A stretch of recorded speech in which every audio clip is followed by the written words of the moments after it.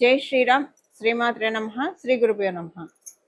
2026 సంవత్సరం మార్చి నెల 11వ తారీఖు ఖగోళంలో గోచారంలో ఒక విశిష్ట అంశం చోటు చేసుకుంటుంది. దేవగురువైన బృహస్పతి వక్రత్యాగం మార్చి 11వ తారీఖు జరుగుతుంది 2026 సంవత్సరం. తదుపరి జూన్ 2వ తారీఖు, జూన్ మొదటి వారం వరకు, మొదటి వారానికి ఆయన కర్కాటక రాశిలో ఆయన బంగారు పాదాన్ని మోపుతున్నారు. ఈ వక్రత్యాగాన్ని అనుసరించి ద్వాదశ రాశుల వాళ్ళకి, ద్వాదశ లగ్నాల వాళ్ళకి కూడా ఎలాంటి ఫలితాలు ఉండబోతున్నాయో మనం ఇప్పుడు ఒక్కసారి చూద్దాము. బ్రీఫ్గా కొన్ని పాయింట్స్ తెలుసుకుందాము. దీనివల్ల ప్లస్లు ఏంటి, మైనస్లు ఏంటి, అలాగే దీనికి చేసుకోవాల్సిన పరిహారం కూడా మనం చూద్దాం. మీనరాశి. మీనరాశి మీన లగ్నంలో పుట్టిన వాళ్ళకి, మీనరాశి మీన లగ్నంలో పుట్టిన వాళ్ళకి ఈ సమయంలో గురు భగవానుడు చతుర్థ స్థానంలో, తదుపరి పంచమ స్థానంలోకి వెళ్తాడు. చతుర్థ స్థానంలో మీ రాష్ట్రాధిపతి అవుతూ ఉండడం వల్ల చతుర్థ స్థానంలో ఆయన రావడము గత 3 నెలల మీనరాశిలో పుట్టిన వాళ్ళకి ఒక రకమైన ఇబ్బందులు చూశారు. ఒక రకమైన ఇబ్బందులు అంటే ఇప్పుడు మనకి అన్నిసార్లు కష్టాలు కావచ్చు, సమస్యలు కావచ్చు, కనిపించేవే ఉండవు, ఇన్విజిబుల్గా ఉంటాయి. అది మీకే తెలుస్తాయి. ఏది మీరు నలుగుతున్నారు, దేన్ని గోత్రు అవుతున్నా అన్నది మీకు మాత్రమే తెలుస్తుంది. వాటిల్లోంచి ఇప్పుడు బయటకు వస్తారు. ఒక గ్రహణం విడిచిన సూర్యులాగా కావచ్చు, చంద్రుడిలాగా కావచ్చు, అమ్మయ్య అని అనిపిస్తుంది. ఇక ఇలాంటివి ఎప్పుడు రిపీట్ కాకుండా ఉంటే బాగుండు జన్మలో అని అనిపిస్తుంది. దాంతోపాటు ఏ సందర్భం వల్ల అయితే మీకు గ్రహణం పట్టినట్లు అనిపించిందో, అది పరిస్థితులు కావచ్చు, వ్యక్తులు కావచ్చు, ఇంకా మీకు అంటే దీంట్లోంచి బయటకు వచ్చాక అసలు వాళ్ళ ఊసే మీకు కనిపించిన విధంగా, వాళ్ళ ఊసు కనిపించిన విధంగా అంటే ఇప్పుడు పరిస్థితులు అనుకోండి, ఇంకా అలాంటి పరిస్థితులు మీకు మళ్ళీ రిపీట్ అవ్వవు.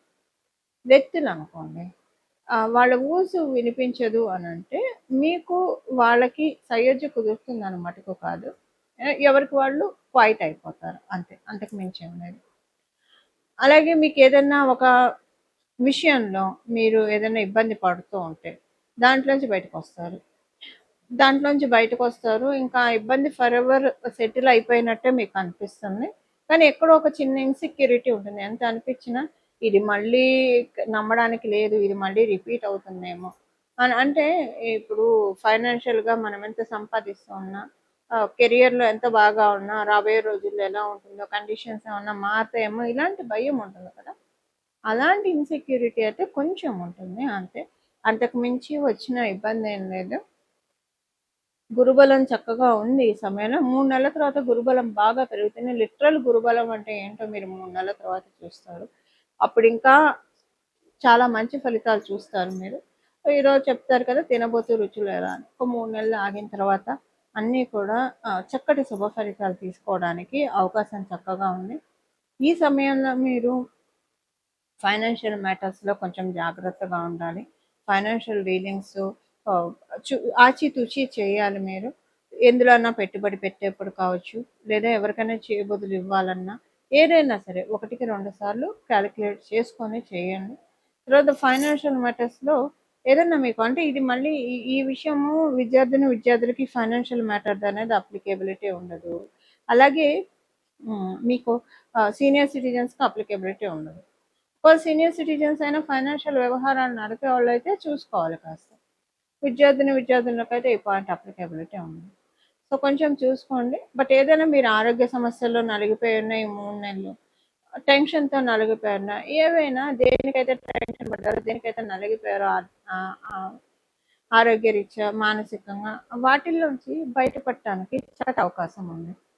ఇంకొక 3 ఇప్పుడంతా కొంచెం అంతా హాయిగా ఉంటుంది, ప్రశాంతంగానే అనిపిస్తుంది. తర్వాత నుంచి ఇంకా లిటరల్ ప్రశాంతత ఏంటి అనేది మీరు చూస్తారు. ఇవి మీనరాశి మీన లగ్నంలో పుట్టిన వాళ్ళ ఫలితాలు. ఇప్పుడు చేసుకోవాల్సిన పరిహారం వచ్చి ప్రతిరోజు కూడా సాయంత్రం పూట, ఉదయం పూట, మీకు ఒకవేళ ఉదయం కుదరకపోయినా సాయంత్రం మటుకు స్కిప్ అవ్వకుండా చేయాల్సింది. సాయంత్రం 6 నుంచి 7 లోపల చేయాల్సిన పరిహారం. ఒకవేళ మీరు ఆఫీసులో ఉంటారు, కుదరదు అనుకుంటే ఇంటికి వచ్చాకైనా, రాత్రి పడుకునే లోపలైనా చేయొచ్చు. పొద్దున సాయంత్రం 2 పూట్ల చేస్తే మంచిది.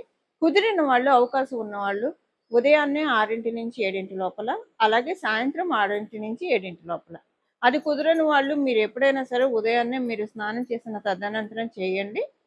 ఇది వచ్చేసేసి 3 సార్లు చంద్రశేఖర అష్టకం పఠించాలి. చంద్రశేఖర పాహిమాం, చంద్రశేఖర రక్షమాం. ఈ అష్టకాన్ని, చంద్రశేఖర అష్టకాన్ని పఠించడం వల్ల ఇప్పుడు గురు భగవానుడు జీవకారకుడు. జీవకారకుడు అయిన గురు భగవానుడు కర్కాటక రాశిలో ఉచ్చ స్థానంలో ఆయన ప్రవేశించడానికి ముందుగా చంద్రశేఖర అష్టకం చదువుకోవడం వల్ల అపమృత్యు దోషాలు తొలగిపోతాయి. అంటే చంద్రశేఖర అష్టకం ఎవరైతే పఠిస్తారో వాళ్ళు యమధర్మరాజుకి భయపడక్కర్లేదు అని మనకి ఆ అష్టకంలోనే ఉంటుంది. అంటే అపమృత్యు దోషాలు అంటే ఒక్కొక్కసారి మనిషి ప్రాణానికి అనే కాదు, మనకు వచ్చే సమస్యలు కూడా అలాంటివే. ఇప్పుడు మనకి ఏదన్నా యాక్సిడెంట్ ఏదైనా జరిగితే అది శరీరానికి జరుగుతుంది. ఓకే, ఒక్కొక్కసారి అవమానాలు కావచ్చు, లేదా పరిస్థితుల రీత్యా మనసు చాలా బాధపడుతుంది, కలత చెందుతుంది. అంటే అది మనసుకు జరిగిన యాక్సిడెంట్గా మనం భావించుకోవాలి. సో ఇలాంటివి ఏవైనా సరే మన జీవితాల్లోంచి, అంటే ఏ దౌర్బల్యం అయినా సరే, ఆర్థికంగా కావచ్చు, మానసికంగా కావచ్చు, ఆరోగ్యరీత్యా కావచ్చు, ఏ రకమైన సమస్యలు ఉన్నా సరే చంద్రశేఖర అష్టకం చదువుకుంటే చాలా మంచిది. మీకు చదవడానికి కుదరకపోతే కనీసం వినండి, 3 సార్లు వినండి, 3 సార్లు చదివితే మంచిది. మామూలుగా కూడా మనకి అనురాధ ప్రతి నెల కూడా అనురాధ నక్షత్రం ఉన్న రోజు కనుక చంద్రశేఖర అష్టకం చదివినా విన్నా కూడా చాలా మంచి మార్పులు మన జీవితంలో చోటు చేసుకుంటాయి. ఎందుకంటే మనకి దీర్ఘాయువునిచ్చేది 9 గ్రహాల్లో లాంగ్విటీనిచ్చేది సాటర్న్, శనేశ్వరుడు. అనురాధ నక్షత్రం శనేశ్వరుడికి సంబంధించిన నక్షత్రం. ఈ నక్షత్రం రోజు అనారోగ్యంలో ఉన్న వాళ్ళు కావచ్చు, లేదా ఆరోగ్యం కోరుకున్న వాళ్ళు కావచ్చు, జీవితంలో అంతా సాఫీగా సుఖంగా సాగిపోవాలని కోరుకున్న వాళ్ళు, ఎవరితోటి ఎలాంటి భేదాభిప్రాయాలు లేకుండా అంతా కూడా చక్కగా మన జీవితం సాగిపోవడానికి ఇలా మనకి రకరకాల కోరికలు ఉంటాయి. అలా ఉన్నవాళ్ళు అనురాధ ప్రతి నెల కూడా అనురాధ నక్షత్రం రోజు ఇది చదువుకుంటే చాలా మంచిది. ఇప్పుడైతే మనకి గోచారంలో ఈ విశేషాంశం ఉండడం వల్ల ప్రతిరోజు చంద్రశేఖర అష్టకం 2 పూట్ల, ఉదయం మరియు సాయంత్రం 3 సార్లు, ఉదయం 3 సార్లు, సాయంత్రం 3 సార్లు చదవడం కానీ వినడం కానీ చేయండి. గురు భగవానుడు తర్వాత మీకు ఇచ్చే రిజల్ట్స్ చాలా అత్యద్భుతమైన ఫలితాలను ఆయన అందిస్తాడు. మనకి పరాశర సంహితలో ఒక విషయం ఉంటుందండి. గురు భగవానుడు ఎవరికైతే లగ్నంలో ఉంటారో, వాళ్ళు ఉన్న రాశిలో కావచ్చు లేదా లగ్నంలో కావచ్చు, ఎవరికైతే ఉంటారో వాళ్ళు కనుక శూలధారికి ఒక్క నమస్కారం చేస్తే వాళ్ళకి ఉన్న, అంటే వాళ్ళకి ఎవరైనా ఇబ్బందులు పెడుతున్నా, పరిస్థితుల రీత్యా ఇప్పుడు నెగిటివ్ ఎనర్జీస్ ఇబ్బందులు పెడుతున్నా, మనుషులు ఇబ్బంది పెడుతున్నా, ఎలా ఉన్నా సరే ఒక్క నమస్కారం ఆయనకి చేయడం వల్ల అవన్నీ పటాపంచలైపోతాయని మనకి పరాశర సంహితలో ఉంది. శూలధారి అంటే పరమేశ్వరుడు. మన అంటే ఇంకా మనకి శూలధారులు చాలా మంది ఉన్న మన దేవీ దేవతలు ప్రధానంగా గురు భగవాన్ అంటే పరమేశ్వరుని సూచిస్తారు. చేయడం వల్ల చాలా మంచి ఫలితాలు వస్తాయి. ఇప్పుడు అందరికీ జాతకంలో ఇలాంటి గ్రహస్థితి ఉండాలని ఉండదు కదా. అందరికీ గురు భగవానుడు లగ్నంలో ఉండాలని ఉండదు, వాళ్ళ రాశిలో ఉండాలని ఉండదు. ఉన్న వాళ్ళకి ఇప్పుడు ఇది చేయడం వల్ల ఇంకా నక్క తోక తొక్కినట్లే. లేని వాళ్ళు కూడా ఈ బలాన్ని తెచ్చుకోవడానికి, ఇప్పుడు మన దగ్గర ఒక వస్తువు లేకపోతే కొనుక్కొచ్చుకుంటాము. కొనుక్కొచ్చుకుంటే మనకు వస్తుంది. అసలు కొనుక్కోవడానికి డబ్బులు ఉండాలి కదా. ఆ డబ్బులు మనం సంపాదించుకుంటే ఏదైనా వస్తువు మనం కావాలంటే, వస్తువు కావచ్చు, ఇల్లు కావచ్చు, స్థలం కావచ్చు, బలం కావచ్చు, వాహనాలు కావచ్చు, కొనుక్కోగలుగుతాం. సో అలా సంపాదించుకుంటే మన ఇంట్లో కూడా ఉంటుంది. అలా ఇప్పుడు మన జాతకంలో, ఎవరి జాతకంలో అయినా గురు భగవానుడు లగ్నంలో కావచ్చు, రాశిలో కావచ్చు లేకపోతే దాన్ని కొనుక్కోవాలి. కొనుక్కోవడం అంటే ఏం చేయాలి? ఏం చేయక్కర్లా, మీరేం డబ్బులు ఖర్చు చేయక్కర్లా. మీ సమయాన్ని వెచ్చించాలి. మీ సమయాన్ని వెచ్చించి ప్రతిరోజు 3 సార్లు కనుక జూన్ వరకు ఉదయాన్నే సాయంత్రం చదవడం వల్ల మీ జన్మజాతకంలో లగ్నంలో లేదా రాశిలో గురు భగవానుడు ఉన్నా లేకపోయినా కనీసం 3 years వరకు మీరు అలాంటి తదనుగుణమైన ఫలితాలను తీసుకోవడానికి ఒక ఎలిజిబిలిటీని తెచ్చుకున్నట్లు అవుతుంది. ఒక ఎలిజిబిలిటీ. ఇప్పుడు ఏదైనా డిస్కౌంట్లో ఏమన్నా దొరుకుతున్నాయంటే అందరూ వెళ్ళి ఎలా తీసుకుంటాం, ఇలా గోచారంలో మనకి భగవంతుడు ఇస్తున్న అవకాశాన్ని మనం అందిపుచ్చుకుంటే కనుక గురుబలాన్ని చక్కగా పెంచుకోవచ్చు.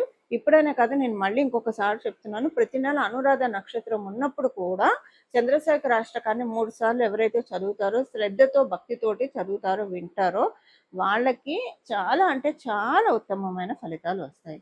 ఇలా మనందరి జీవితాల్లో మనందరం కూడా గురు భగవానుడి యొక్క అమృతపు జల్లుని, అమృతపు ఆశీస్సుల్ని తీసుకోవాలని చెప్పి మనందరి తరఫున దక్షిణామూర్తి స్వామి వారిని ప్రార్థిస్తూ, పరమశివుని ప్రార్థిస్తూ మంగళం. నమో భగవతే వాసుదేవాయ.